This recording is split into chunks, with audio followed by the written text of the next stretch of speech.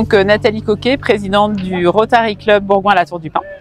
Et aujourd'hui, nous sommes donc au Jardin du Bois Chantant pour l'inauguration de ce joli parc. Alors le Rotary est surtout connu pour des actions autour de protection de la mère et de l'enfant, des maladies, du développement local, de l'éducation, mais il y a aussi des actions sur l'environnement comme ce parc aujourd'hui. Alors le projet est venu déjà par une amitié entre Corinne Honnet, qui est adjointe au développement durable à la Tour du Pin, et moi, et c'est vrai qu'en discutant ensemble, on est toutes les deux attachées au sujet de l'environnement, et le club voulait fêter ses 75 ans avec un beau projet de territoire. Et voilà, c'est comme ça qu'a germé cette idée. C'est vrai que sur ce parc des Hauts-de-Saint-Roch, c'était un petit peu en friche, on va dire, et on s'est dit que c'était une occasion aussi de faire plaisir aux habitants, d'aménager ce parc avec un parcours un peu pédagogique et un lieu de rencontre. Et je pense que pour l'instant c'est assez réussi avec toutes les visites qu'on a eues cet après-midi. Donc les plantations ont démarré en février 2025. Les arbres avaient été achetés en fait 6 mois auparavant et avaient été entre guillemets protégés en pépinière sous les serres du lycée horticole pour qu'ils grossissent un petit peu, qu'ils soient un peu plus solides.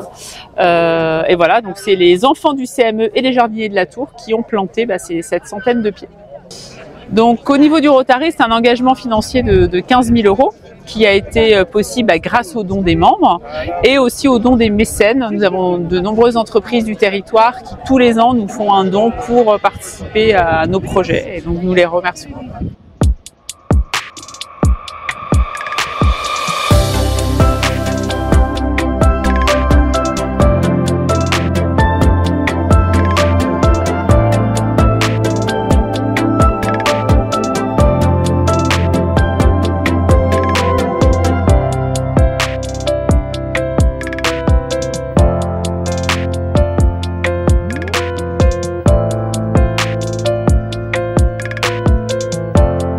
Alors, je suis Kevin Billard, je suis le responsable du service espace vert de la ville de la Tour du Pin. Nous sommes en train de réaliser une SH afin de permettre aux insectes de venir se réfugier et de rester bien à l'abri des prédateurs, des prédations. Alors du coup là on a des modules avec des pupitres qui ont été financés par le Rotary. Alors je ne suis pas trop penché sur la question, mais ouais, c'est un arbre qui a quelques années, qui est en port libre. On peut voir, il n'y a pas d'intervention de l'homme, il n'y a pas eu d'intervention de l'homme. On voit que c'est un arbre qui est vraiment sous forme naturelle. C'est un peu, voilà, c'est un peu ce qu'on recherche maintenant dans notre façon de tailler, et quand on plante un arbre, on essaie vraiment de se rapprocher au maximum de lui conserver sa forme naturelle. Il y a des sentiers qui ont été dessinés où l'entretien sera plus fréquent, et il y a des zones qui ont été laissées entre guillemets en fauchage raisonné. Il y aura une fauche qui sera réalisée annuellement. Ça permet à la faune sauvage d'avoir également des refuges. Un carré potager qui a été créé justement pour les enfants de l'IME et puis les habitants.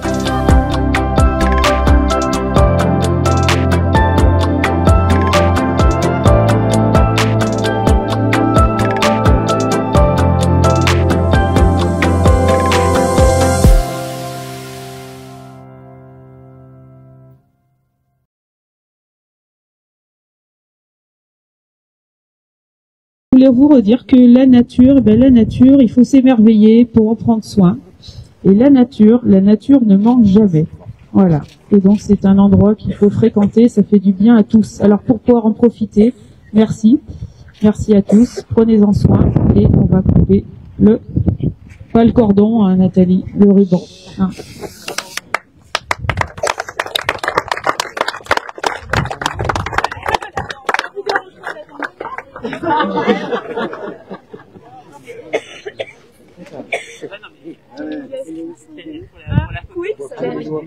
Moi j'aime pas la faire. C'est nature.